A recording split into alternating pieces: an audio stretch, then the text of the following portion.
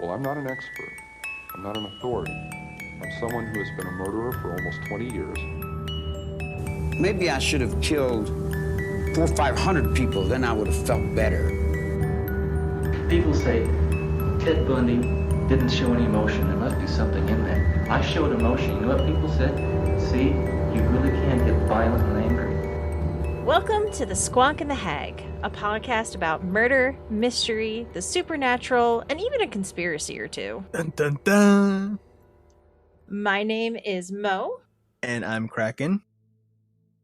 Welcome on in, guys, to another episode of our show. I lost that where there. we torture each other. Yes. It's called the Squonk The Hag. We are professionals. What's the name of our show again? I don't know. But we are cruising along through our holiday schedule here. So we missed you all last week, but we are back this week. And then we'll be back in 2 weeks. And For a murdery story, mayhaps. yes. We're going to do a very festive murdery story. Great. Festive crime. We may have a special Christmas present for y'all that we're planning. I have a feeling if, our listeners know us, they're going to be a little afraid if we just tell them we have a surprise. But, that's kind of the point. We make each other afraid. Now we make our viewers afraid. Surprise! Krako's going to be on your doorstep. I was just about to say Krako's going to show up at a random viewer's door. It's just Ranger's house because you know where he lives. Exactly. But see, that's not going to be terrifying for Ranger, though, because Ranger's not afraid. Oh, you have my address. Dang it! Yeah, because it's either you, Tom, or Zunder. That's about it. I will say Tommy's probably the closest, so you have fun with that. Actually, it's tied between Ranger and Tom. I'm literally in the middle of those two. So if we never hear from you again, it's because you showed up at Tommy's house and disappeared. Yeah, if I showed up at Tom's house and tried to, steal food, then that's not going to go well. Oh my god, imagine if you touched his potatoes. Even worse, they would never find the body. Mm-hmm. There is one thing in this world you do not mess with, and that is Tommy's potatoes. True. Even I know this. Alrighty, so, this week is a Krako tale. And I know I've already told you, but in case anyone else is wondering why I sound weird, I've been coughing all week, and it's just now starting to go away, so that's fun. I was gonna just pretend like nothing was wrong, because... That's fair. Who actually listens? See, that's why, I can just tell all of my plans, because no one's listening and they won't remember anyway. Dude, you won't remember. Exactly. I'm hoping someone will hear it and remember. But anyway... And today...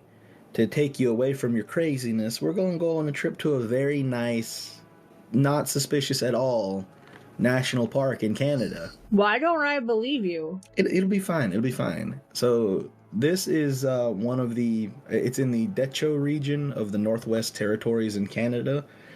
Specifically, it's the Nahanni National Park Reserve. Okay, national parks are usually nice. They have cute animals, beautiful scenery.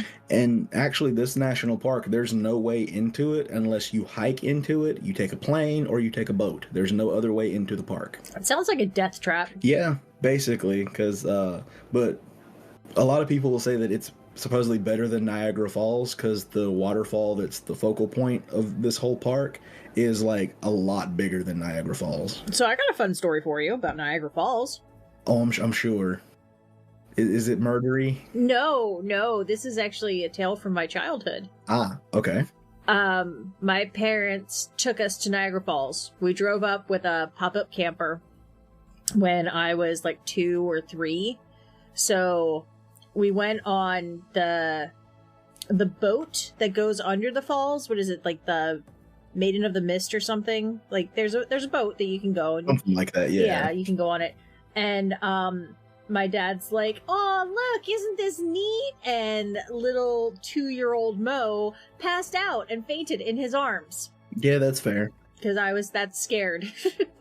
Additionally, it rained. So this is a story that'll kind of tell you a little bit about my brother. So it rained, and I don't know if you've ever been in a pop-up camper, but... I have. It's been years ago. You shouldn't touch the pop-up part because it'll let water in. And my brother was bored, and it started raining, and you could see all the places he touched. Bro. So it sounds like me. So it was my parents. I was like 2 or 3, so my brother was like 8 or 9, and my sister was like 11 or 12. No, 12 or 13. So they had the 3 of us in a pop-up camper in the rain in Niagara Falls, and had to try to keep us occupied without us killing each other. So yeah, that sounds like fun. Yeah. But I can also see the whole passing out at the Niagara Falls thing, because I mean, like a 2-year-old looking up at this massive waterfall coming down at them, like, yeah, I can see that. From what I've seen, this waterfall, like, is Niagara Falls' big brother. Oh, wow. But besides the waterfall, there is the South Nahanni River, and the river runs through the entire park. Like, you could start at one end of the park and follow the river through the entire park. Oh, wow. And then there's also a bunch of smaller rivers that branch off from it, but it's rough because it's a lot of white water. So okay, it's a lot of rapids. Now, is it the type that, like, people take, like, rafts, you know, do the whitewater rafting, or is it more dangerous? Oh, no, it would be about, like, whitewater rafting. It's nothing too crazy, but, like, if you're not prepared for whitewater rafting, it's probably going to be pretty bad. Yeah, if it's just, like, some schmuck with an old canoe. Yeah, if, like, you didn't know, if you've never been whitewater rafting before and you're just in a canoe or a kayak and you try to go through there, you're probably going to panic. Because under the water, it kind of steps down. It has, like, little steps and that the water flows over, so... it gets a little rough. But people used to go through here all the time, and we'll see why I said used to. Great! There's also 4 massive canyons that reach 3,300 foot in depth. So, like, from the base to the top, they're like 3,300 foot up. Oh, wow. That's how deep these canyons are. Or about 1,000 meters. And they line the river. So there's some parts, when you go through it, the river, one of the rivers that we'll be talking about, there's a canyon on either side, and it is a sheer rock wall all the way up. So once you're in the middle of this 10-mile canyon, you have to either go to one end or turn around and go back to the other end, because there's no going to the side. There's very little shoreline, because it's just sheer rock wall that just goes right down into the water, which in this canyon, the water is thousands of feet deep. So you have thousands of feet deep water, and then you have canyons on either side that go roughly 300 feet up. And to make it even better, you feel like you're being watched in this whole canyon because there's no cover, and there are small caves that dot the walls of this canyon that look out into the river that no one has been to because no one could really get up there. Are they like natural caves? Yeah, they're just cave openings that go to the miles of cave systems that's under this national park. So it's not like somebody went in there and, like, dug out a cave and then is, like, somehow creepily hiding up there. I mean, someone could still be creepily hiding up there, because who knows where these caves go and where they come out at, but they're just natural cave openings. It's like, you just imagine you're on this 10-mile stretch of river, massive rock walls on either side of you. You can't go out, you can go back or forward, and that's it, and you just got all these holes along the canyon, and you can't do anything about it. If someone's watching you, they're just watching you. I mean, honestly, they're gonna be entertained, because I am not good at swimming or boating or any kind of nautical activities. Fair enough. So they would be laughing their asses off. That's fair. But, so tiny bit of history about the park. With all of the canyons and roaring waterfalls and rivers, Nahanni National Park was one of the first 4 natural heritage locations that were listed as a World Heritage Site by the United Nations Educational, Scientific, and Cultural Organization, or UNESCO for short, in 1978. That's awesome. That's really cool. The valley, Nahanni Valley, gets its name from the indigenous Dene language, which translates to River of the Land of the Naha people. And I'm probably butchering these names because I can barely speak English. I definitely can't pronounce native names properly. We know, but we still love you. Fair. For the past several thousand years, the land that surrounded the valley was where the Dene tribes lived.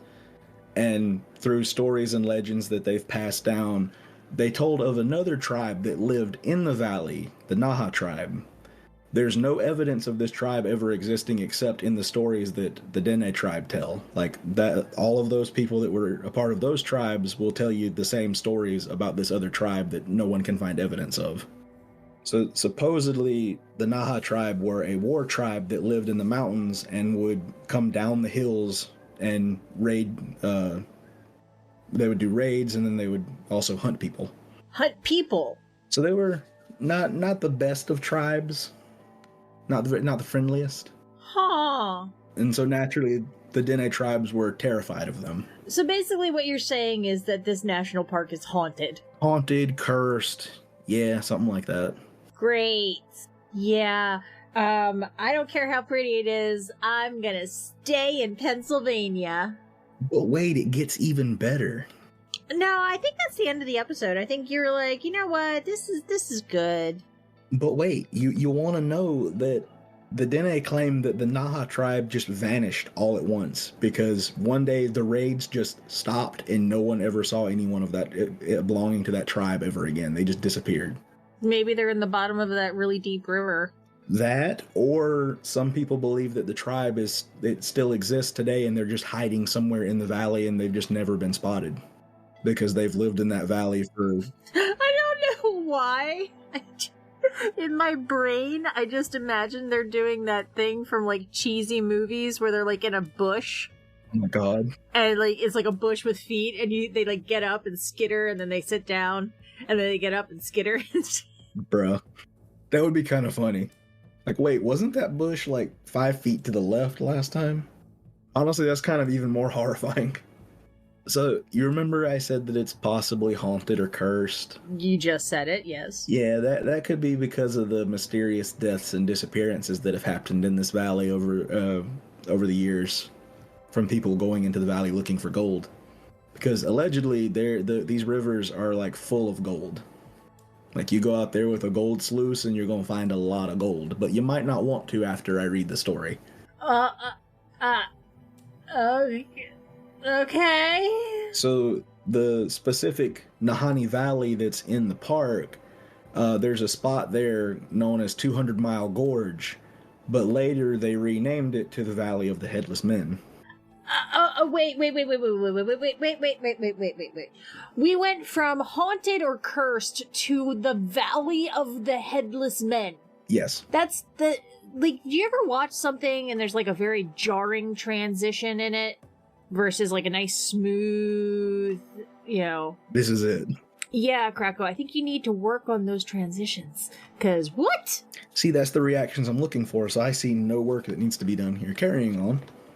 Because now I've got you wondering why it's named the Valley of the Headless Men, and you're about to find out. It probably has to do with headless men. Possibly. So sometime in the early 1900s, I found several dates. So some said 1904, some said 1906, so we're just going to go with early 1900s. There were three brothers, Frank, Willie, and Charlie McLeod. They went all the way from Edmonton, Alberta, to the Nahanni Valley, and they only brought basic gear with them, and they traveled by train, boat, and by foot through the cold Canadian wilderness until they came upon Gold Creek. Here we go with another jarring transition. Gold Creek would later be known as Headless Creek.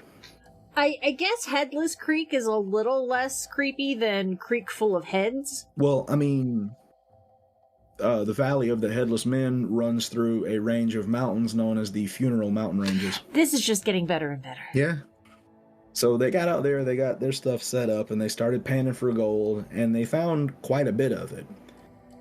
So to get back, they were going to take the river, follow the river out. So they made them a makeshift boat. They chopped down some trees and crafted a canoe. But on the way back, their makeshift boat had capsized because it kind of broke apart on the rapids. They weren't ready for how rough the rapids were, and their boat broke apart and threw them into the water. So they lost all but a tiny bit of their gold and a majority of their supplies. That's not good. So the only thing that they pretty much had was a little bit of gold, probably a little bit of their supplies, and then their hunting rifle. So they decided to that they were going to try again. They salvaged some of the lumber from their wreckage, chopped down a few more trees, and made a new boat to go back up the river to try again. But this time they didn't really find anything. I don't know why, but in my mind, I'm just like, they're playing Minecraft. More or less, yeah. They lost all their stuff, so now they're going to make a new boat. I didn't think about that, but that's accurate. So this time when they went back up and they didn't find anything, they decided that they were going to go home, regroup, and plan a second trip to come back into the valley at another time. But this time, their brother Charlie decided that he wasn't going to go back because they had a pretty close call with falling into the river and everything. He didn't want to risk it, so he said he wasn't going back. You gotta risk it for the biscuit, man. So instead, Frank and Willie brought their friend, who was a Scottish engineer named Robert Weir. So instead, these three men, leaving Charlie behind, those three went into the valley, and no one ever heard from them again after they went into the valley. That's really sad, because, like, Charlie's like, nah, I'll stay home, and then he has to deal with losing both of his brothers. Yeah, because their plan was that the reason, because it was 2 years before Charlie led a search party into the valley, because he thought, well, maybe they had found he knew how much gold they had found the first time, so he thought maybe they just found a bunch, they were going to build a cabin and maybe spend some time out there and continue getting more gold and then come back a little bit later. So he kind of brushed it off and was like, they're probably okay. But then after 2 years, he was like, I probably should go check on them. I have a feeling it's not going to end well in the Valley of the Headless Men. No. Along the Headless River. Well, it wasn't called that until this. By the Funeral Mountains. Yeah. Sounds like a lovely place. Hey, Krakow, I think you should move there. I would be too tempted to take the shiny gold out of the river and then this would happen to me, so, like, no thank you. So after 2 years after they had gone into the valley, Charlie took a search party in to look for his brothers and their friend. But so they followed along the river and just trying to see any signs of a camp along the bank. So they were just following the river, and then they went across to where they were at last time. Charlie remembered the general area of where they were. And they found a campsite along the river's edge. And 2 bodies. Wait, 2? 2 bodies, yes. The third guy did it. That's a theory, yeah. Oh, I was just joking. No, that's an actual theory. I thought you were going to be like, no, they walked like 5 feet away and found him. So, these 2 bodies, the heads had been severed. One body was on the ground outside the tent with an arm that was outstretched like he was reaching for his rifle when he died. The other was inside the tent, and he had the blanket partially thrown over him. It was like he had leaped out of bed suddenly, like something had startled him awake, and he was in the process of getting out of bed when he died. Oh, wow. So they searched the area around the campsite to see if they could find anything else, including where did the heads go, but they never found anything else or the heads. Oh, that's dark. So without the heads, it was kind of hard to identify them, but when they looked through the stuff in the camp, they did find some personal items that confirmed that the 2 bodies were Charlie's 2 brothers. Oh, that's really sad. The other thing that they found at the campsite was a carving in a nearby tree that said, "We have found a fine prospect." They carved that into a tree? Yeah.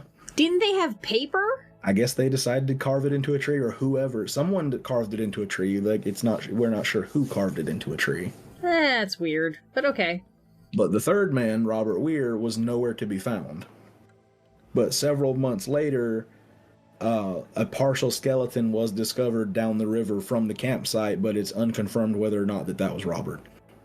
They weren't able to confirm who that was. Yeah, with the partial skeleton, it's hard to tell not only who it was, but how they got there, how they died, like, except unless you get a head with like a bullet in it, but like I said, after this incident, the canyon where the campsite and bodies were found became known as Headless Valley, and that river that ran along the campsite became Headless Creek. Gotcha.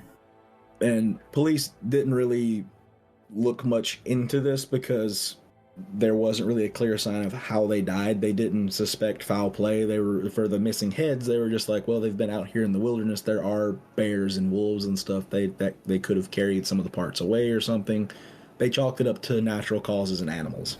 Well, yeah, and I mean, they were found 2 years after it happened. So, like, if they were found, days later, yeah, it would have been a way different story. Because then you could tell, oh, did an animal take this, or was it sliced off with a machete?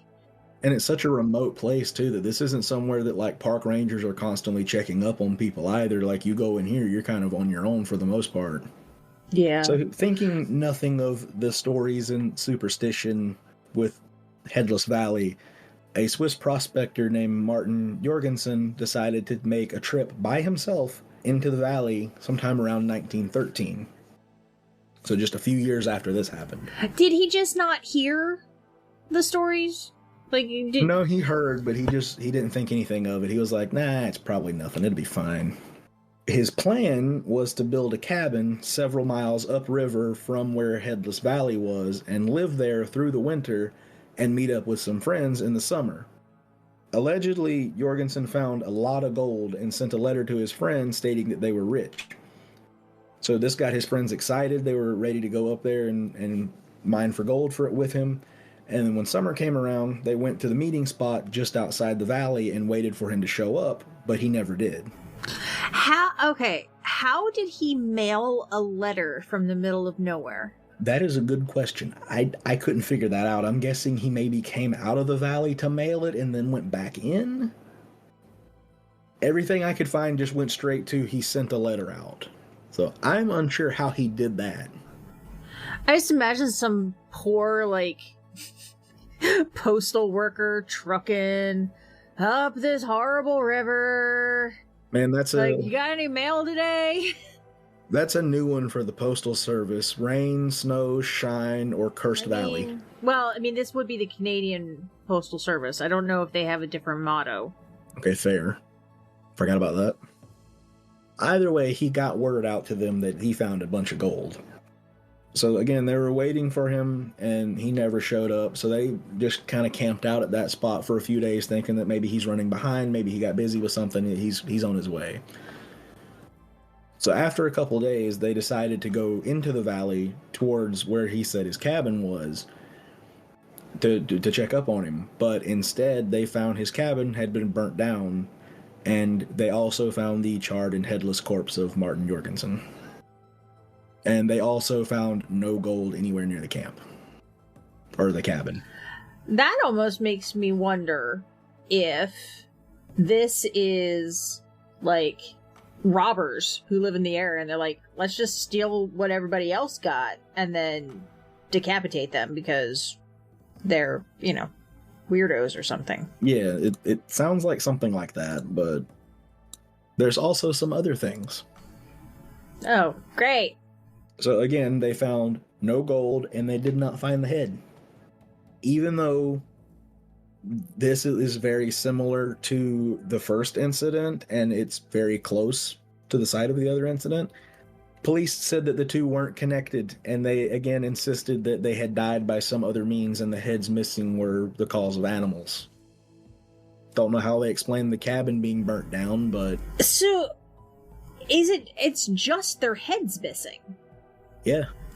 If it was animals, wouldn't lots of stuff be missing? One would think, yes. It gets even creepier. I don't know how I feel about these police. I feel like they're covering something up. Maybe the cops are behind it, and the police in 1913 in the Nahanni Valley were corrupt, and they were killing people and decapitating them and taking their gold, and then they're like, nope, it was animals. That's a thought, yeah. For the first story, one of the other theories that I saw was that supposedly they think that Robert Weir took the gold that the two men had found, murdered them, and he apparently went to a different city somewhere in the opposite direction of where he came from, and he had a bunch of money with him. And he just reinvented himself? Pretty much, just created a new life and just kind of disappeared with all the money. But for this one, I'm not sure. Unless it's been Robert the whole time. Yeah, because, he was... Yeah. He was by himself. Yeah. Unless it was Robert Weir. Because it wasn't that long after. It was 7 years later. So maybe he didn't move to another city. Maybe he stayed in the Nahanni Valley and he has like a secret lair and he killed Jorgensen. It's a possibility, yes. Oh, it gets a lot creepier. Great. It gets worse. Somehow it gets worse. We keep just going downhill. How does it get worse?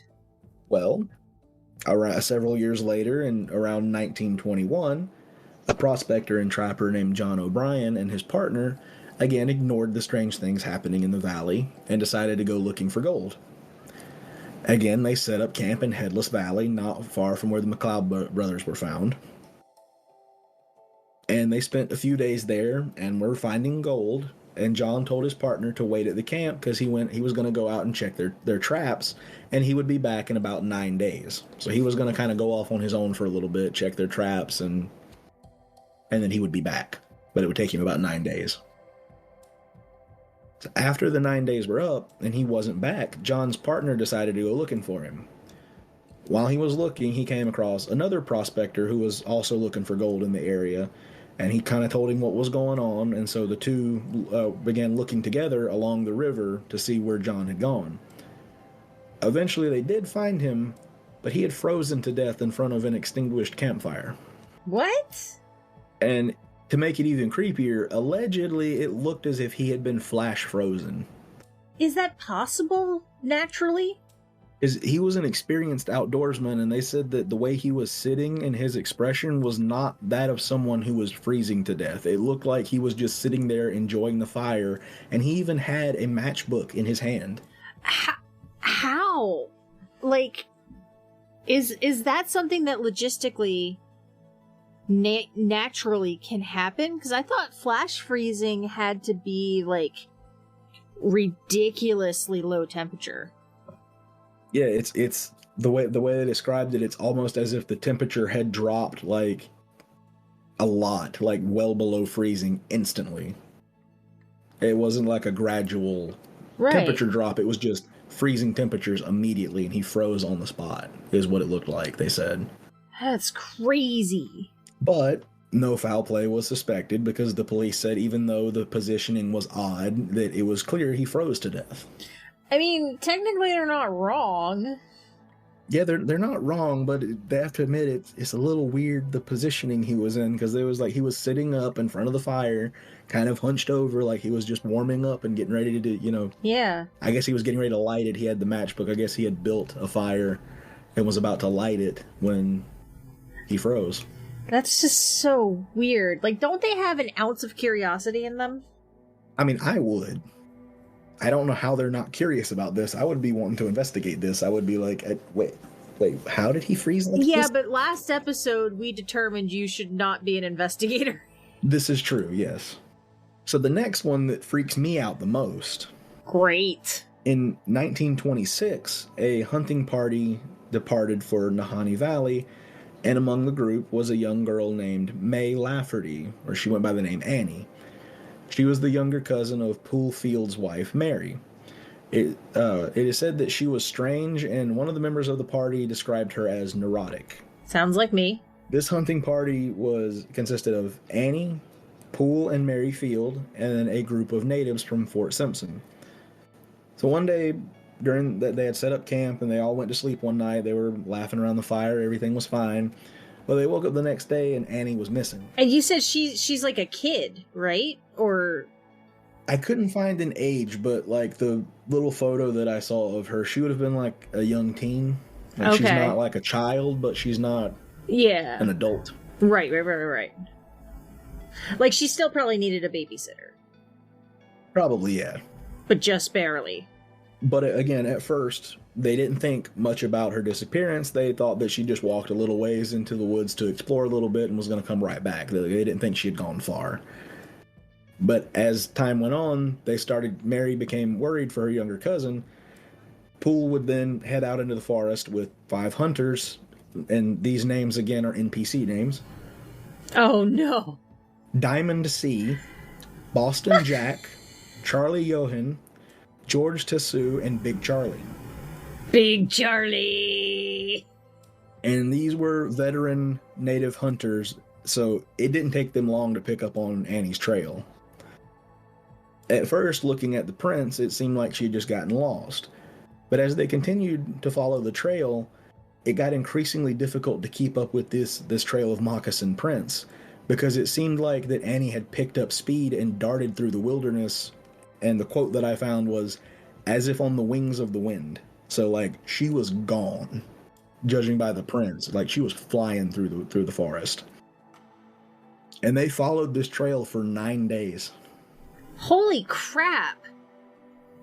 Like, she wasn't missing that long, and they still can't find her after 9 days?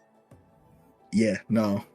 Like, again, it starts off looking like she's lost, and then the trail, like, she clearly picked up a lot of speed, like she went into, like, a full sprint. And the trail just went like that for 9 days. Holy crap. But along the way of following this trail, they were finding pieces of Annie's clothing that apparently had been shredded and were hanging from various branches at random intervals. It was like as she was sprinting through the forest, she was just ripping her clothes off and throwing the pieces as she was sprinting through the trees. Was she on something? That's a good question. 'Cause, like, that doesn't, like, that's not normal behavior. Like, that sounds like there is something that she's, like... So, it's in Canada, which means it's probably cold. Mm-hmm. And she's sprinting full speed for 9 days, tearing off her clothing as she goes. Yeah. That's like several dollaritas deep at Applebee's. I was not prepared for that. That's not, like you said, that's not normal behavior. I was not prepared. So they follow this trail for 9 days. They're finding bits of her clothes everywhere. And again, despite being naked in the harsh Canadian wilderness, the trail continued going up the mountain. So the group followed her trail for 4 more days before they finally gave up, because they weren't finding her. So they were unable to find her, and they ended up having to leave. But the strangest part of the story wouldn't come until months later, when they got back home and reported the incident, which eventually worked its way into the local newspapers. After that, a hunter who was identified only by the name Charlie — there's a lot of Charlies in this story. I was gonna say, so this isn't Big Charlie, this is a different Charlie. Yeah, I'm guessing it's a different one, but they said he was only identified by the name Charlie, so I have no clue who this is, if that's just an alias or if that's actually his name, but... Maybe it's Little Charlie. Maybe. But he came to the police and he told them of his experience in the Nahanni Valley. Charlie stated that while he was hunting near Third Canyon, so all of these canyons, when the prospectors were mapping out the canyon, they're literally just First, Second, Third, and Fourth Canyon. Creative. Yeah, but it's easy to remember, because they just named them like, all right, this is the first canyon we came to, so this is First Canyon. Yeah, but what if you come from the other way? Okay, fair. You got me there. Anyway, he was hunting near Third Canyon. He had set up camp for the night by Flat River, which I think, if I'm not mistaken, I think that goes into Headless Creek and into the Headless Valley. Well, didn't you say most of them were all connected? It's all connected by the Nahanni River, yeah. Flat River branches off of the Nahanni River and goes in between, down into the canyons.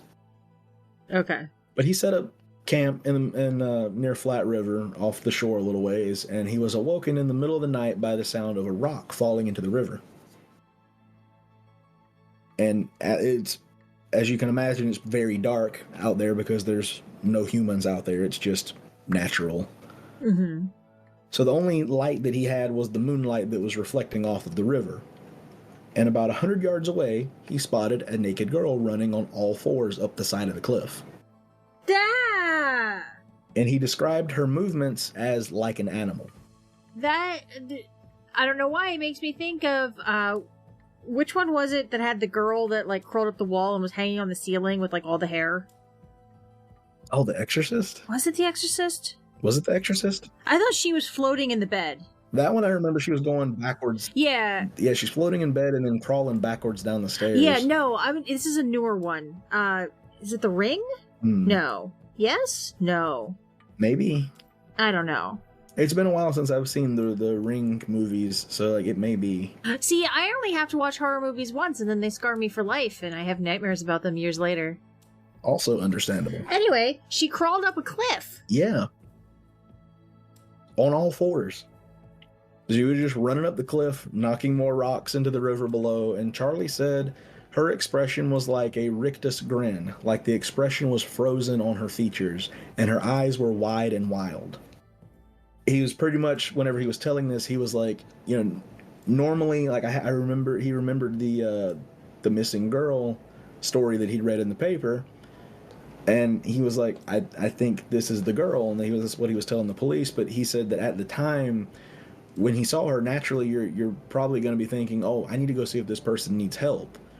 But he said when he saw this girl, the only thing he could think of was, I need to not let her see me. I don't need to go near her. I need to stay far away. Yeah.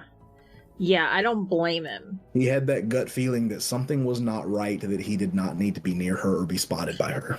Oh, could it be her climbing up a cliff? In the cold Canadian wilderness with not a bit of clothes on, just on all fours going up the mountain like nothing. Yeah, this is why I don't leave my house. But again, police dismissed the story, and they never investigated because of the fact that no one could survive naked in the Canadian mountains for that long. See, this is why we need the X-Files to actually exist, because they would investigate. Mm-hmm. But that section of river where Annie disappeared was renamed to something a little more nice. It was renamed to May Creek in her memory. Well, that's nice. And it's better than, like, you know, Headless, the Valley of the Headless Men is very descriptive. You know, they could have been like Naked Crazy May Creek. Yeah. But they were very respectful and just called it May. Creek. Psycho Creek. Well, I know a place I'm never going. You sure you don't want to go investigate? Because, like, I didn't write down all of the stories because, like, this isn't even all of them. There are other stories of other hikers, campers, and gold prospectors going missing and them finding either a burnt-down cabin and a headless corpse or just a headless corpse in a campsite. Now, is this all historical, that, like, these all happened in the early 1900s, or is this something that, you know, even today people are ending up? It's less today because of the fact that no one's going into this valley as much anymore. That's the only reason that these murders have, or I'm guessing murders, but these deaths have stopped and disappearances have stopped, is because no one is going into the valley as much as they used to. Now, is it, like, prohibited, or is it just that people hear the stories and they're like, nope? I remember seeing something that said the Valley of the Headless Men was a prohibited spot, but I think it's mostly just people being like, nope, I'm not going into that valley. I don't blame them. Like I said, the natives that lived around the area of the valley, they think that valley is cursed. They believe that there is an evil spirit that haunts the valley and that they don't go in there because it's a forbidden area for them. I don't think it's an evil spirit. I think it's an evil tribe.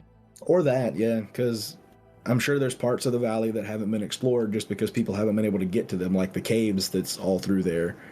Because you can really go down the rabbit hole with this one, because a lot of people think that, like, this is Bigfoot Sanctuary because it's a remote valley that not a lot of people go into anymore. And then there's also the Hollow Earth theory, and they think that this is one of the entrances to the Hollow Earth. It's in the Nahanni Valley. I don't buy Bigfoot. I don't think Bigfoot's up there. I think Bigfoot is a little more temperate. a little souther. A little souther. Oh God, I spend too much time with you. Yeah. A little more southern. It's more down souther. You can't see it, but yep, that little spot between your eyes being pinched right now. Carry on. Where's my Advil? Well, Bigfoot, Sasquatch. Supposedly that was one theory of what lives in this valley. Yeah, I don't know. I feel like Jeff's cousin wouldn't be in there. Yeah, probably not. But who knows? There was also, along with the other deaths and disappearances, there was a case of, I believe actually the Royal Canadian Mounted Patrol went in one time, and one of the people that went in reported hearing a lot of very strange howling around their location, as if something was trying to scare them off and get them out of the valley. They said they felt that like they were not welcome in that valley. Whatever was in there did not want them there. Did it sound like a creepy little girl howling? I think it was more like people trying to imitate wolves. Gotcha. I'm just imagining that creepy, grinning, wild-eyed, naked girl fake howling to try to scare people off. Yeah. I mean, I'm on the side of the tribe still lives in the valley, and they just haven't been found yet. Yeah. That would make sense. Because, like, I'm sure if, like, your entire family, like, all your ancestors and everyone in your family and your tribe has grown up in this valley, I have a feeling they've been all over the valley and would know the entrances to the caves. Yeah, I wonder if it's kind of something like that, you know that island with the tribe that shot down the helicopter? Yeah. Yeah, I remember that. I wonder if it's something like that, where they are trying to just keep people away from them. And to me, that explains why they don't want people coming in and taking the gold. It's because it's the gold from their land. You're stealing from them. Yeah. I think that probably makes the most sense, to be honest. It makes the most sense, and it's the creepiest to think that there's possibly a whole tribe of people in this valley and no one's ever seen them for years. Yeah, just living in secret. They see you if you go into the valley, but you won't see them. Yeah, no, I could have done without you saying that. Yeah. Thanks, Greco. Oh, I'm sure it's fine. So actually, if I can pull it up here, there is a poem that was written about the first part that I thought was interesting. And again, it's a name I'm going to butcher because I don't know how you pronounce this person's name. Nils Asphalt. But the poem's title is The MacLeod Brothers 3. Some of the details in this story might be slightly different because, like, I tried to stay as accurate as I could, but the stories change depending on who tells it. Little details change. Yeah, well, and also, like, a poem is... They have creative license, you know what I mean? That too, yeah. They change something so it sounds better, or omit this, or add, you know. So it says, it was 1904 and the MacLeod Brothers 3 set out to find gold on the old Nahanni. Willie and Frankie and Charlie all came. Did they know they would earn deathly fame? If you're going on a trip, you ought to go in style. So they took the scenic route to make it worth their while. They took the train to Vancouver, a boat to Alaska, and mushed up the Stikine River by dog sled to go faster. From Telegraph Creek, they crossed Dease Lake, the Continental Divide, not an easy path to take. Down the Dease River, then along the Laird, finally up the Highland, they'd been mushing quite hard. As they had made it, those three brothers bowled to the Grand Flat River. There was rumored to be gold. They fixed up old sluice boxes that were lying around, and sluiced and panned all day and night till shiny nuggets they found. Once they found their riches, they built themselves a boat. Didn't matter what it looked like as long as it could float. They pushed it off down Flat River, which despite its soothing title, was known for dangerous rapids, where a good canoe was vital. The cascade of the 13 steps was more than just some waves. By the 13th step, there was nothing left of the MacLeod's boat to be saved. Their scow was destroyed, and to their great displeasure, they were left with but a rifle and not a hint of their treasure. Rifle in hand, they hiked back upriver to pan some more gold, though they only got a sliver. They built a new boat, by this time knowing better, portaged around the Cascades, not getting any wetter. They returned to the city and started to plan a second trip to the north and more gold to pan. Charlie, of course, being the older, wiser brother, decided not to come and was replaced by another. His mysterious replacement was a Scottish engineer. They never even knew his name, maybe Wilkinson or Weir. Off they went, Nahanni bound, for better or for worse. Not long thereafter, they caught Deadman Valley's awful curse. But Charlie didn't worry until waiting 2 more years, when he mounted a search party to help allay his fears. He searched high and low with help from RCMP, and found their remains, which weren't pleasant to see. The bodies were headless and what was left was rotten, but strange of all, there was no sign of the Scotsman. The only clue left was carved into the wood. It read, "We found a fine prospect," not that it did them any good. As you can see, the McLeod's death are a mystery. Perhaps if we try, we can fill this gap in history. Was the police report right? Did they die of starvation? If that were true, does it explain decapitation? Or maybe it was bloodthirsty, headhunting Naha folks. But quite frankly, my friends, that sounds like a hoax. Perhaps the Scotsman shot them down and fled to Vancouver. Is that what he was, a murderer and looter? Could it have been a wild beast, a bear or Wolverine, that killed Charlie's brothers and picked the bones clean? Whatever the truth, there's no doubt in my mind, gold on the Nahanni is better left behind. It's dark and gruesome, but that was actually really pretty. Like, it had a really nice cadence to it, and it was really beautifully written. Mm-hmm. It's one of those spooky poems you could read at a campfire. Yeah, or like on Halloween night. Very good Halloween campfire poem. Yeah. That was a very beautiful way to end it, versus how we usually end, which is awful. I was like, this works, because, like, maybe we should just leave that gold there. Yeah. Seeing as the last people that tried to find it ended up decapitated along the river. Yeah, I would agree with that. Maybe don't take stuff that's not yours. Exactly. It's that easy. Well, thank you very much for the story. I think that was a really good one. I really liked that. I mean, obviously it's twisted and dark and scary and everything, but I really liked it. And I really liked that poem. Yeah, actually there was something that I had saw somewhere in my meme browsing that brought this to my attention, and I was like, wait a minute, that reminds me of this story. It was something about a valley I saw, and I was like, wait a minute, I remember a story. This is perfect. That's awesome. That's awesome. Well, thank you very much, Krakow. And I hope your voice and your cough and your lungs get better. It seems to be getting better. I just got to get my voice back now. Well, the people don't know this, but I offered to, we could reschedule recording to later in the week, and you're all like, no, I can't, because I have plans. And I was like, you know what, dude? That's the end of the story. It's a really bad story. This is why I shouldn't tell stories. One of those stories that don't really have an ending. The ending is up to interpretation. The interpretation is that we recorded as planned. Yes. It's up to interpretation. I mean, kinda, sorta, yeah, but... well, thank you again. You did good, my little froggy friend. Hey. We will be back in 2 weeks with another motel, whatever it is. What is it? Motel. Yes, we will be back we'll be back there. So that will be exciting, and I think I mentioned it's a festive not just one, murder, so, it's festive murder. Get ready to get all cozy, maybe sit in front of the campfire, drink some egg well.